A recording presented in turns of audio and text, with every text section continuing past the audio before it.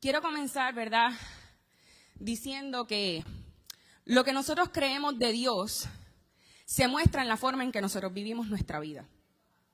Eso es, no hay manera, ¿verdad?, que yo pueda hablar de una forma y vivir de otra y que haya esa discrepancia, porque entonces no va a haber algo, no me va a cuadrar. Entonces, lo que nosotros creemos de Dios se va a reflejar en nuestra forma de comportarnos y de vivir nuestra vida. Y esto nos lleva a un punto determinante donde nosotros decidimos creer lo que el mundo dice que es Dios y cómo lo define, o dejamos que Dios mismo nos deje ver quién es Él, ¿verdad? Nosotros confesamos que Dios es bueno, que Él es sanador, que Él es grande, nos gozamos, brincamos, danzamos, todo el asunto. Pero tenemos que estar presente y tener en mente que todos esos atributos de Él salen de uno en particular. Por lo menos eso fue lo que yo pude entender. Y es que Dios es santo. Y nuestro enfoque y el enfoque y lo que vamos a ir hablando hoy es eso. Dios es santo. Entonces, ¿qué es santidad? Se van a dar cuenta que está medio desarrollado como una clase, pero es que pues cuando uno es maestro es inevitable. Dios es santo. ¿Y qué es santidad? ¿Es tener una aureola en la cabeza? ¿Es portarse bien? ¿Es no hacer lo malo? ¿Es ir a la iglesia a todas las reuniones o tener alguna posición dentro de la congregación? Eso es ser santo. Usualmente, y voy a hablar de mí, cuando yo utilizo el término santo, yo casi siempre se lo aplico a que alguien o algo es bueno. Por ejemplo, ¿cuántos saben de mi perrita? ¿Verdad? Yo tengo una perrita que se llama Shula. Entonces, todas las tardes cuando yo llego a casa, yo miro a ver si ella no se ha querido comer el pato del vecino de al frente o las gallinas del vecino de al lado. Y cuando yo veo que todo está bien, mi expresión es: Shula hoy ha sido una santa, porque no se ha querido comer nada y todo está intacto y todo está bien. Por otro lado, otro ejemplo es cuando escuchamos a personas decir: fulano de tal, eso es un santo, eso no rompe ni un plato, atribuyéndole igual a que la persona es buena. ¿Qué pasa? Que entonces me di a la tarea de buscar el significado de lo que es santo. Y santo es un adjetivo. Y en adición a eso, se refiere a una persona o un individuo que no tiene culpa alguna. Es alguien que sobresale por encima de su ética y sus valores morales. Síganme la línea. Es decir, que es alguien limpio y puro de pecado, de contaminación o de maldad. Eso es un diccionario común y corriente. Eso lo pueden googlear, porque eso lo saqué de Google. No es que es así de simple y así de claro y así de explícito está explicado el término de lo que es ser santo. Ahora, también la palabra santo, cuyo significado básico viene de la raíz kadash, que la pastora me enseñó, significa que es separación, que es apartar, que es poner aparte, que es, como se diría en inglés, to set apart. Entonces, yo escuché un ejemplo en muchas de nuestras, y es un ejemplo bien común, pero nunca lo había atribuido a esa definición de separación. Si no en nuestras casas, en casa de nuestras abuelas o en casa de nuestras tías o algo así, pues ustedes saben que nosotros tenemos los platos del día a día, ¿verdad? Están los platos con los utensilios que se utilizan todos los días, días regulares y todas esas cosas. Pero siempre hay un momento dado en un escenario, en algo en particular, que por lo menos puedo hablar de mi abuela, que ella tiene un set de vajillas que no es común, que se separa del resto de los platos del diario. Ese set de vajillas, cuando salía y lo veíamos en la mesa, nosotros decíamos, hoy vamos a comer diferente, hoy vamos a comer bueno, de verdad. No que los demás días no se comiera bueno, pero ese en particular tenía algo porque los platos daban esa representación porque no eran utilizados comúnmente. Incluso ni se guardaban en el mismo lugar donde se guardaban el resto de los platos. ¿Ves? Entonces, me es curioso porque, pues, cuando estoy atando todas estas cosas, yo digo, mira, mi abuela tenía platos santos porque eran platos separados, ¿sabes? Eran platos que no se utilizaban como que para el día a día. Eran platos exclusivos para un uso en particular. Pero en Génesis 2, nosotros vemos la palabra santo, la palabra separado, cuando Dios hace referencia al séptimo día. Dice, Él declaró el séptimo día santo y lo bendijo. O sea, que el séptimo día es un día separado porque es un día diferente a los demás. ¿Ves? Entonces, por eso aquí se nos enseña la importancia de los Shabbat, de los Moedim y de todas estas festividades. ¿Por qué? Porque son días santos, son días separados, son días diferentes. ¿Ok? Entonces, ¿qué pasa? Que ahora uniendo todas estas cosas y analizándome a mí y cómo yo aplicaba ese uso de la palabra santo, pues cuando yo lo decía, yo lo único que le daba el enfoque era a que yo tenía que ser santa. Yo tengo que separarme, yo tengo que santificarme, yo tengo que hacer las cosas. Ustedes saben, típico humano, que la mirada está puesta en uno en vez de Dios, ¿verdad? Inicialmente, porque esa era mi reacción primera. Yo tengo que hacerlo, pero entonces cuando yo me refería a Dios, por mis labios yo podía estar confesando que Él era santo, pero en mi mente el sinónimo que yo le atribuía a esa palabra no era de separado, sino de majestuoso. ¿Ves? Y es diferente. Entonces, yo quiero ahora leer con ustedes, y si en proyección es posible, vamos a buscar Isaías 6. Vamos a estar leyendo del 1 al 7. Ok, gracias. Dice, en el año en que murió el rey Usías, vi al Señor alto y exaltado, sentado en un majestuoso trono, y el borde de su manto llenaba el templo. Lo asistían poderosos serafines, cada uno tenía 6 alas, con 2 alas se cubrían el rostro, con 2 se cubrían los pies, y con 2 volaban. Se decían unos a otros, Santo, Santo, Santo es el Señor de los ejércitos celestiales. Toda la tierra está llena de su gloria. Sus voces sacudían el templo hasta los cimientos y todo el edificio se llenaba de humo. Entonces dije, ¡ay de mí! Todo se ha acabado para mí. Estoy condenado porque soy un pecador.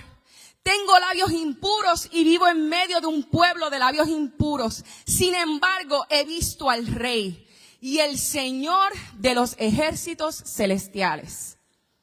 Entonces, uno de los serafines voló hacia mí con un carbón encendido que había tomado del altar con unas tenazas. Con él tocó mis labios y dijo, ¿ves? Este carbón te ha tocado los labios. Ahora tu culpa ha sido quitada y tus pecados perdonados. Vamos poco a poco, pero no pretendo tampoco extenderme, ¿verdad? Nosotros,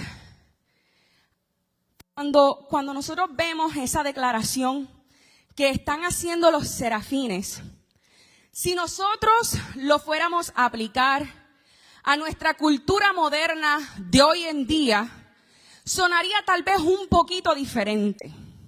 Tal vez si lo aplicáramos a este tiempo actual, los serafines estarían diciendo, amor, amor, amor. Dios es amor. toda la tierra está cubierta de su amor. Pero entonces, cuando lo leí, me puse a preguntar, y ahora les pregunto a ustedes, basado en la definición de lo que les expliqué, de lo que era, que era santo. ¿Fuera Dios amor sin ser santo? Recordemos que la santidad de Dios lo separa de todo y que Él no se mezcla. Entonces, ¿pudiera Dios ser amor sin ser santo? Si no hubiera pureza moral en Él, ¿pudiera Él amarnos como lo hace? Es algo que me puso a pensar. Es algo que me puso a analizar. Si Él no estuviera separado, set apart, como Él lo está, entonces el amor que emana de Él estaría contaminado, mezclado, por ende, su amor variaría hacia nosotros. ¿Ok? Entonces, yo llegué hasta esta conclusión, me corrigen si estoy equivocada, pero yo pienso que si Él no fuera santo, Él no nos pudiera amar de la forma en la que lo hace. Si nosotros vemos las Escrituras, el atributo de santo es el que se repite corrido y constante. Y lo vamos a ver ya mismito. Y si Dios es santo, ¿de qué o de quién Él está separado? De todo. O sea, que Dios es supremamente santo y su ser es trascendental. Él es moralmente puro, sin equivalentes, sin comparaciones, inigualable, único en su clase y por encima de todo. Por eso cuando Él siempre hace acto de presencia, vemos escrito que Él coge y dice, yo soy el Santo de Israel. Como yo no hay otro. Y lo vamos a estar viendo. Entonces, ¿cómo que Él es un ser trascendental? Isaías 6:1 nuevamente, por favor.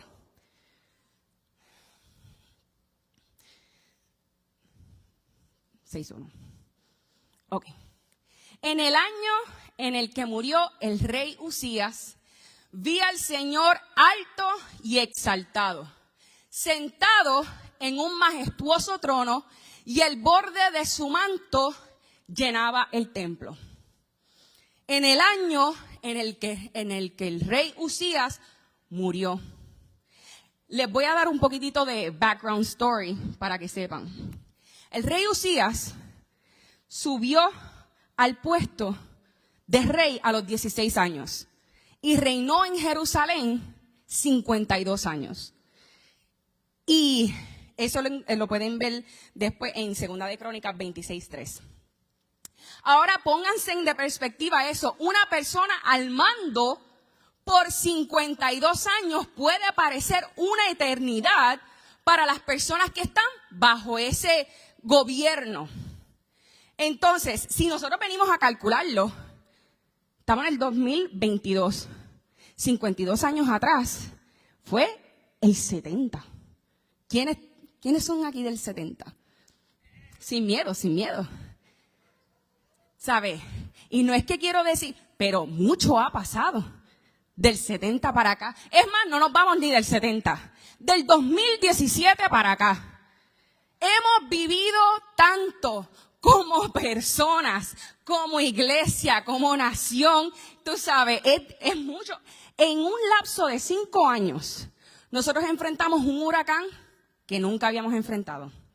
Nosotros vimos la renuncia de un gobernador. Nosotros vivimos temblores, nosotros vivimos pandemia, nosotros vivimos guerra y rumores de guerra. En un lapso de 5 años, imagínense 52 años. ¿Cuánto esa gente tuvo que haber vivido bajo el mando de esta única persona? Y de momento muere.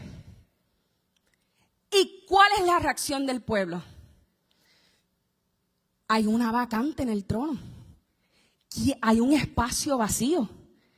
¿Quién se va a sentar ahí? Tal vez se pudieron haber hasta sentido como abandonados. ¿Y ahora quién? Como decía, ¿quién? ¿Y ahora quién podrá defendernos? Algo así, tú sabes. Entonces, ¿qué pasa? Que en ese momento, Isaías tiene una visión. Y es que en el momento en el que el rey Usías muere, él ve a un rey sentado en su trono, quieto, inconmovible, ocupando un espacio. Entonces, en ese momento, con esa visión, lo que el Señor le está mostrando a Isaías es: antes de que fuera Usías, yo soy. Antes de que fuera quien fuese que estuviera en el trono, yo estaba.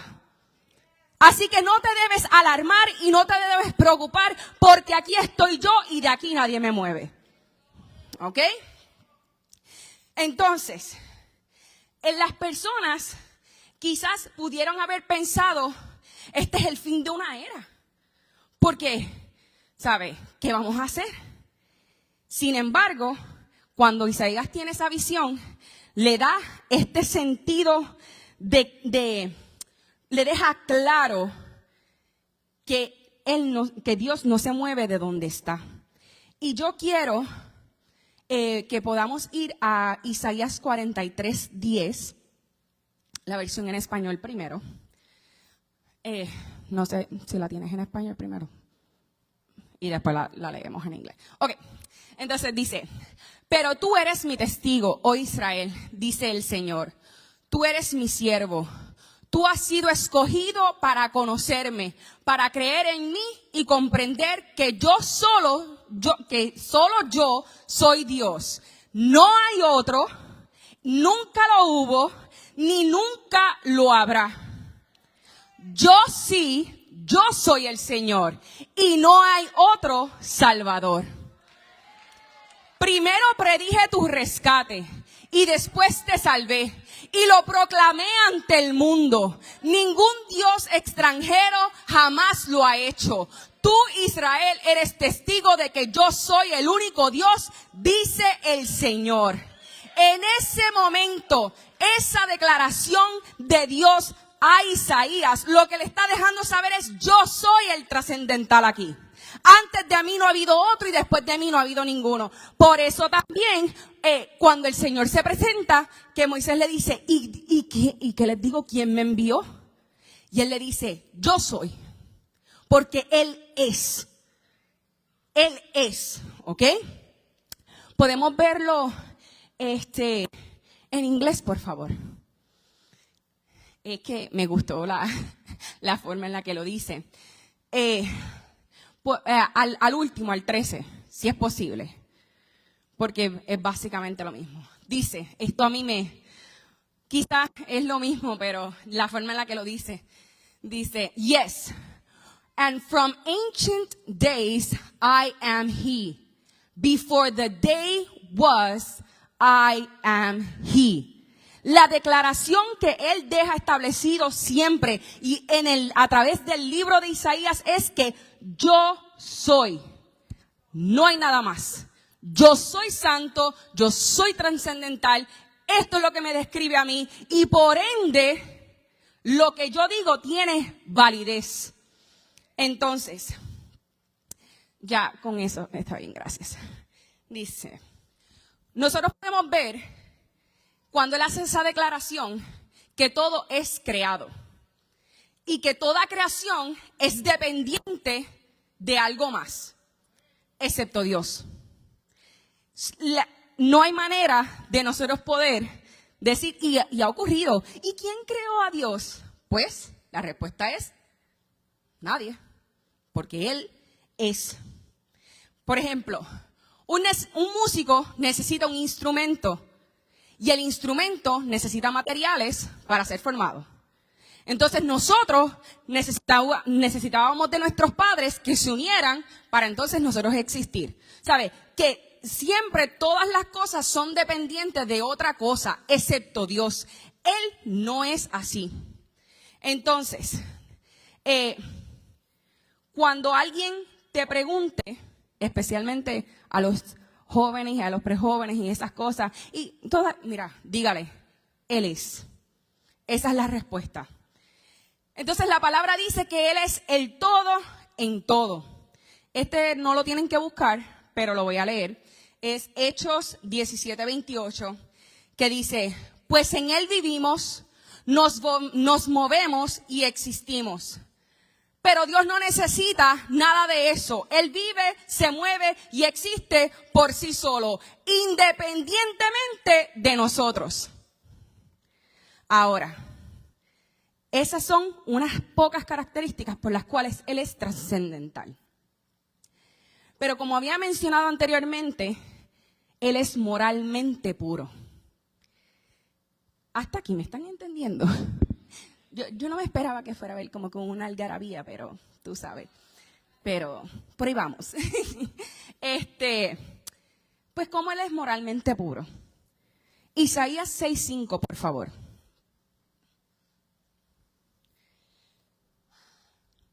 Entonces dije, ay de mí, todo se ha acabado para mí. Estoy condenado porque soy un pecador, tengo labios impuros y vivo en medio de un pueblo de labios impuros. Sin embargo, he visto al Rey, el Señor de los ejércitos celestiales. La experiencia de Isaías en la visión lo hizo reconocer que tenía labios impuros. Él exclamó y reconoció que vivía en medio de un pueblo de labios impuros. Note eso, porque hay veces donde escuchamos una palabra, ¿verdad? O tenemos una experiencia con Dios y como que nuestra reacción es pensar en la deficiencia de nuestro hermano, como que, esa palabra es para fulano. Pero es para uno. Entonces, esa fue la reacción de Isaías. Primero, él se miró a él.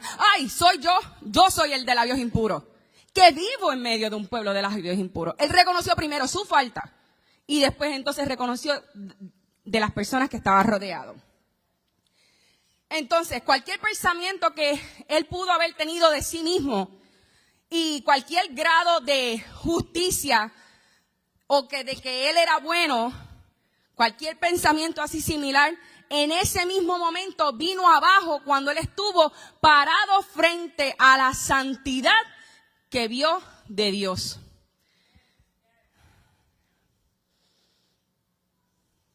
Cualquier percepción que Isaías pudo haber tenido de sí mismo o de quién era Dios antes de esa visión, luego de esa visión cambió completamente. Y les voy a ser bien honesta. Yo no sé ni cuánto tiempo leyendo esto, porque yo iba para atrás y para adelante, y para atrás y para adelante, y para atrás y para adelante, porque había algo que estaba trabajando en mí.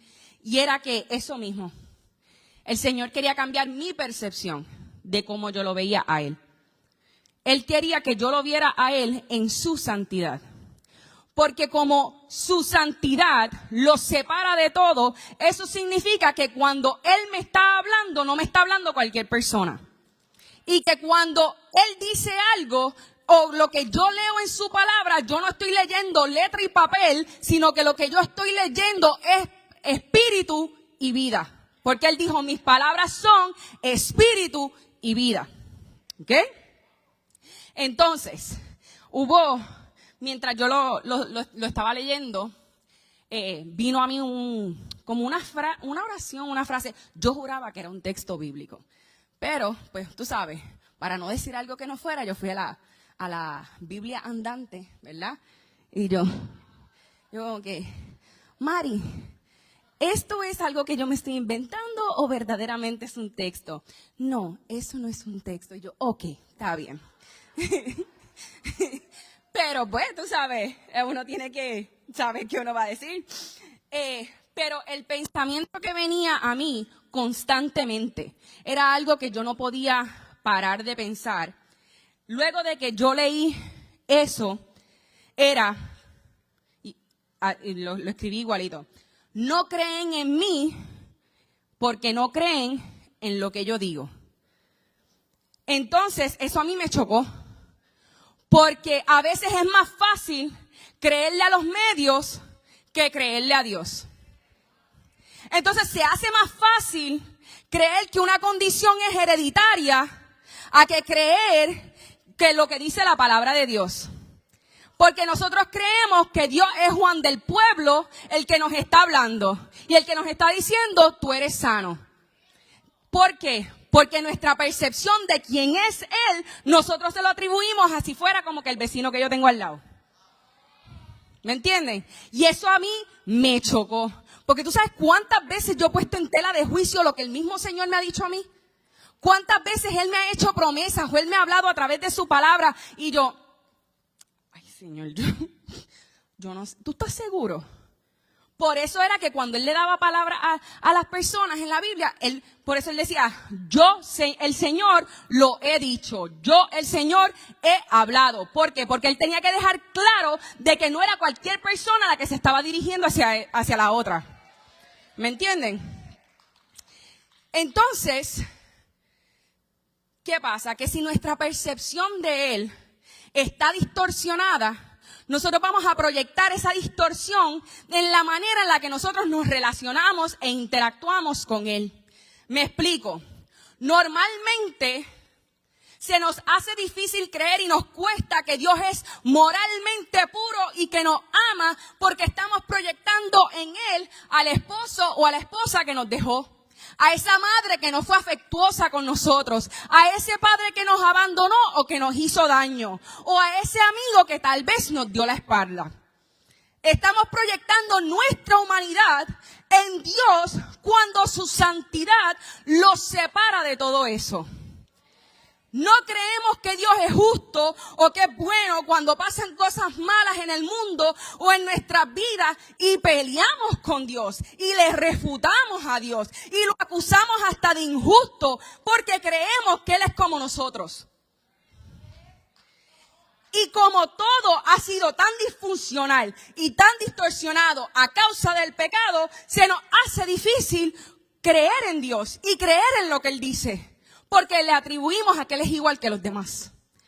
Cuando Él claramente nos está dejando saber, yo soy santo. A mí tú no me confundas con nadie más. Me dio calorcita. Ok.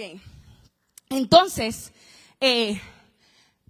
estos próximos ejemplos que quiero dar, yo los escuché en una conferencia y de verdad que como que tenía que unirlo a esto porque verdaderamente hace un montón de sentido y de verdad que está poderoso. Y es que las personas no fornican o adulteran o ven porno o se tocan solo por lascivia, que by the way, busqué lo que era, y es un deseo y actividad sexual exacerbado, palabra de domingo. No lo hacen solamente por lascivia, sino que lo hacen porque no creen completamente que Dios es su creador y por ende el Señor de su cuerpo. No creen que Dios sea capaz de llenar los vacíos y de sanar las heridas que ningún hombre o ninguna mujer puede hacer. Cogiste el trabajo que Dios te dijo que no cogieras, no solamente porque eres desobediente, sino porque en la raíz del asunto no crees del todo que Dios sea capaz de suplirte con un menor sueldo. Porque tú crees que el que te está haciendo la promesa es igual que tú y te va a dejar colgando. Entonces, todos estos comportamientos que surgen en nosotros surgen porque nosotros no creemos en quién es Dios y no creemos en lo que Él dice. Entonces, en la versión en inglés de Isaías 1, también lo dice en la de español, pero dice que Isaías vio al Señor sentado alto y exaltado. O sea, imagínense en esto conmigo, por favor. Él estaba alto y exaltado. No había nadie a su nivel. No había nadie a su nivel. Entonces eso me llevó a recordar cuando Dios le hace la promesa a Abraham, que dice que cuando Dios le hizo la promesa a Abraham, buscó y miró a ver si encontraba a alguien mayor que él. Y como no lo encontró, juró por sí mismo. Lo que le estaba dejando saber a Abraham desde el principio, yo soy santo. Y quien está haciendo la promesa contigo no lo puedes comparar con cualquier otra persona porque lo que yo digo es diferente y va por encima de. ¿Qué pasa? Que a todo esto yo lo estoy diciendo.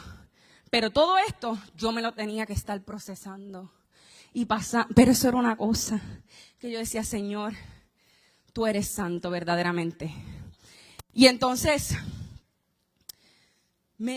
como que todas estas cosas me hacen entender que verdaderamente He can be trusted, que en Él se puede confiar. Y vuelvo y digo, Dios es santo. Y si es santo, es separado, es puro. Eso significa que en Él no hay pecado, que Él no puede pecar. Entonces, si Él no puede pecar y Él no puede fallar, eso no lo hace a Él el ser más confiable que existe. Pero entonces, nos dan una palabra o leemos algo y ponemos como que, ajanco o no ajanco, ajanco o no ajanco. Y vuelvo y les digo, cuando todo esto yo lo estaba recibiendo, yo tenía que verdaderamente fijar mi atención en su santidad. Porque, obvio, surgen dudas, interrogantes, muchas preguntas, muchas cosas. Pero yo decía, no, Señor, porque es que tú eres santo. Tú me estás dejando saber que es que tú eres santo. Y que estas interrogantes tienen que caer al suelo ante ti. Porque cuando tú hablas, Señor, lo que tú hablas es veraz. La palabra dice, sea Dios veraz y todo hombre mentiroso. ¿Por qué? Porque Él es santo. Entonces, al Isaías mirar la santidad del Señor, no le quedó de otra que decir, ay de mí. ¿Por qué? ¿Por qué dijo ay de mí? Y no se unió en la adoración que tenían los serafines. Porque los serafines estaban diciendo santo, santo, santo. ¿Por qué en vez de decir eso y unirse al coro de ellos, Él lo que dice es ay de mí? Y es que yo soy media fantasiosa, tú sabes. So, picture it, please. ¿Verdad? Isaías ve eso. Ve su santidad. Y la luz de su santidad lo que hizo fue exponer su vulnerabilidad, su debilidad, sus pecados, su humanidad. Algo que nosotros los humanos somos sumamente expertos tratando de ocultar. Algo que siempre nos dedicamos una vida tratando de tapar. Si no me creen, pregunten a las mujeres la marca del highlighter que se ponen debajo de los ojitos. ¿Para qué? Para ocultar la oscuridad debajo de los ojos. Tú sabes. Pues sí, eso. Pero ¿qué pasa? Que Isaías no pudo hacer eso. Entonces, ¿qué ocurre? Que cuando nosotros estamos expuestos ante la santidad de Dios nos incomoda y no nos gusta y nos enchismamos y decimos que es que el pastor está hablando de mí y no nos gusta y no nos dejamos moldear porque es que hay algo, no, esa persona a mí no me gusta como predica, pero no es la persona. Es que es la palabra de Dios, es que es la presencia de la santidad del Señor la que te está incomodando. Por eso me hace sentido, ¿verdad? Cuando dice la santa palabra. ¿Por qué? Porque su palabra no es como las demás, es separada, es diferente. Corre contra las demás declaraciones. Lo hemos aprendido aquí con la pastora. ¿Sabes? Lo que tú estás confesando se está alineando ¿a quién? ¿A lo que dijo el santo o a lo que dice la sociedad? ¿Ok? Entonces, ¿por qué nos molesta? ¿Por qué nos incomoda la santidad? ¿Por qué? Porque no tenemos manera de autojustificarnos. No tenemos manera de escondernos. Nuestra autojusticia, our self-righteousness, queda derribada. Porque es bien fácil si yo me estoy comparando con mi hermano. Porque entonces yo puedo comparar mi pecado con el de él y decir, no, pero el mío no es tan grave como el de él. Y ahí que yo estoy ejerciendo autojusticia. Pero cuando yo estoy ante la santidad del Señor, no me queda de otra a que decir, ay de mí,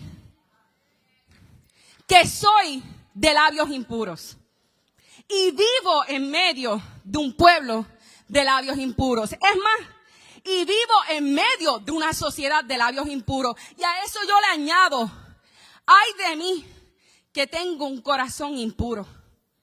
Y yo pienso que el salmista lo sabía.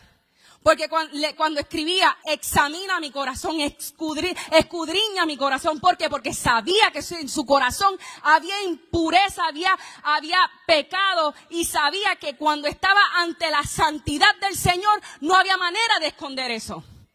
Porque la palabra dice que Él es el que escudriña los corazones.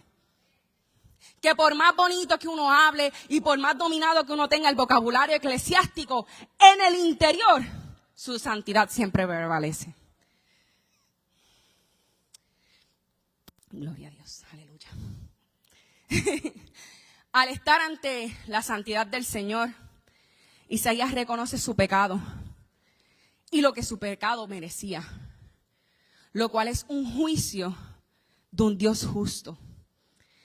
Porque nosotros no podemos separar la santidad de Dios y decir que Dios es solo amor sin justicia.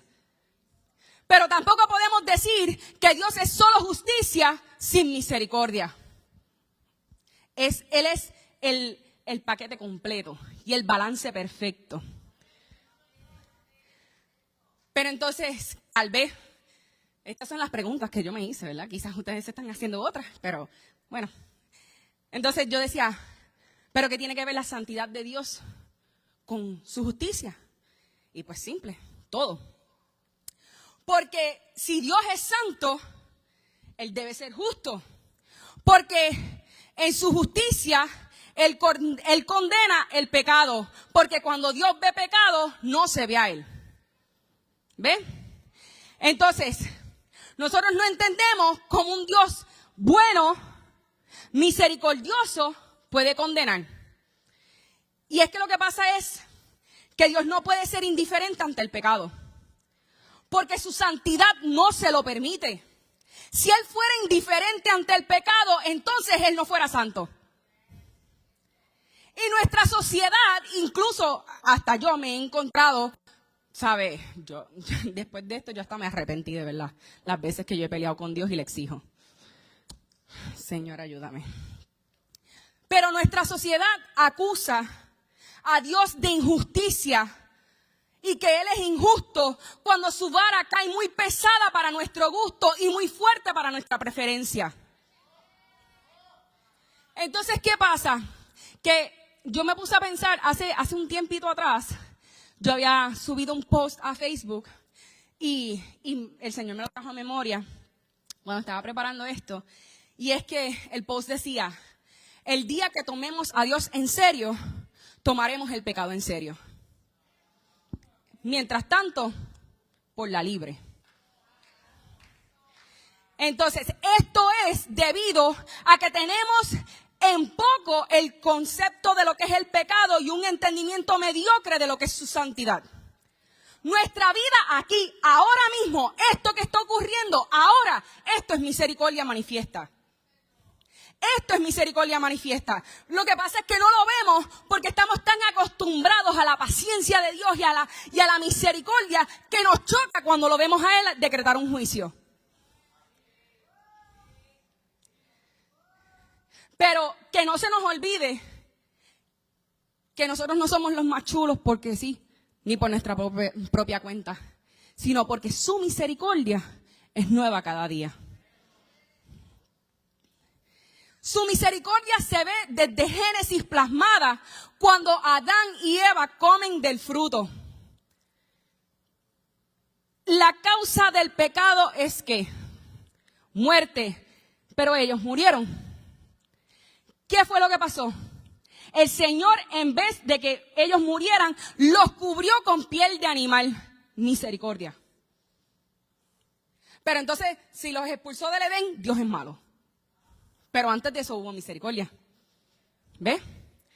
Lo que pasa es que nosotros no entendemos su pureza moral. Y entonces, vuelvo a lo mismo, le atribuimos características de humano. Y entonces Dios es malo. Pero ¿y qué conmigo? ¿Y qué con nosotros? ¿No he comido yo más frutos del árbol que debía? ¿Cuántas cosas Dios me dijo que no hiciera y yo las hice? ¿Cuántas cosas tal vez ustedes hicieron que Dios les dijo que no hicieran y las hicieron como quiera? Pero ¿qué pasa? Que estamos aquí. Misericordia. Cuando Isaías dice, ay de mí, en ese momento un serafín vuela y pasa un carbón encendido y le dice, tu culpa fue quitada, misericordia. Es necesario confesar nuestro pecado ante su santidad y así nuestra culpa es quitada. Pero les tengo una noticia, ya fue quitada. Fue quitada antes de que nosotros supiéramos que necesitábamos que se nos quitara. Las Escrituras dicen que aún siendo pecadores, Cristo murió por nosotros. Y como mencioné anteriormente, Dios es santo. Y si ve pecado, no se ve a Él. Por eso entonces cuando Jesús tomó nuestros pecados, exclamó y le dijo, Dios mío, ¿por qué me has abandonado? Porque no se veía a Él. Veía el pecado. No sé ni qué hora es. Pero... Ok, prometo no extenderme tanto. Ya estoy terminando. Entonces, tal como hizo con Adán y Eva, que en medio de su pecado les tuvo misericordia y los cubrió con sangre, con piel de animal, a nosotros nos hizo misericordia cuando nos cubrió por medio de la sangre de Jesús. Y aquí es donde, quizás, aquí fue donde yo quedé, Señor, ayúdame. En Juan 12:41 dice, y lo voy a leer en inglés. Isaiah said this because he saw Jesus' glory and spoke about him. En Juan 12:41 dice que Isaías vio la gloria de Jesús y habló de ella. ¿Qué gloria? La gloria de Isaías 6. O sea, tú me estás diciendo a mí que a quien Isaías vio sentado y exaltado, high and lifted up, recibiendo el reconocimiento de su santidad, era nada más y nada menos al Jesús que tú y yo le decimos amigo. So, tú me estás diciendo a mí que de quien Isaías habló fue de quien tú y yo decimos, no te preocupes que Él te perdona. Porque lo estamos confundiendo y se nos está olvidando. Entonces tú me estás diciendo a mí que de quien Isaías está hablando es de Jesús, con quien nosotros nos relacionamos bien frecuente, pero los serafines tenían que cubrir con 2 alas su rostro y con 2 sus pies y con 2 volar alrededor de Él y reconocer su santidad. ¿Por qué? Porque ellos nunca perdieron de perspectiva quién era Él.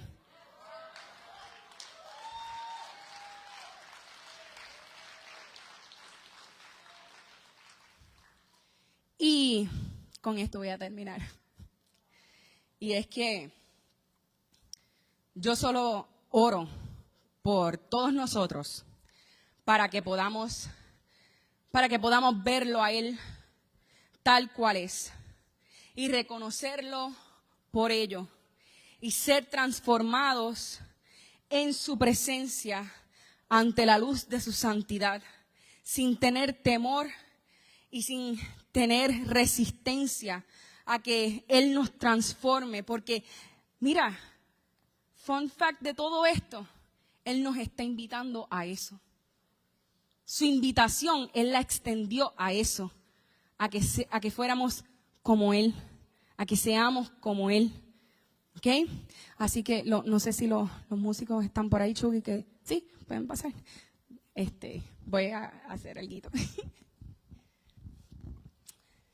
Pero yo solamente voy a orar. Señor, queremos verte en tu santidad. Queremos contemplarte en la hermosura de quien tú eres y adorarte. Reconociendo que tú eres santo, Señor.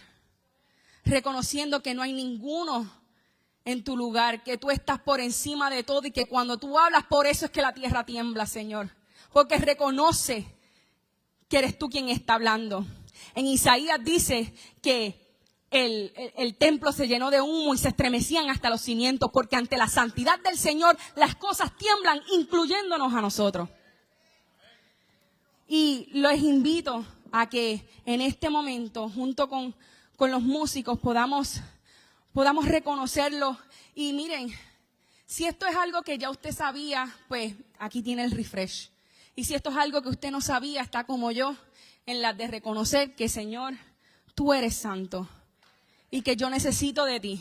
Y necesito que me limpies y necesito ser transformada. Y necesito ser, Señor, simplemente ser hallada en ti. Ser hallada en ti, Señor, que lo que me importa y lo que me interesa es poner mis ojos en ti y no perder de perspectiva quién tú eres y no dejar que las mentiras que se hayan querido levantar me desenfoque de fijar mi mirada en tu santidad y no tomar por poco de quien me está hablando es santo. Así que te damos gracias, Señor.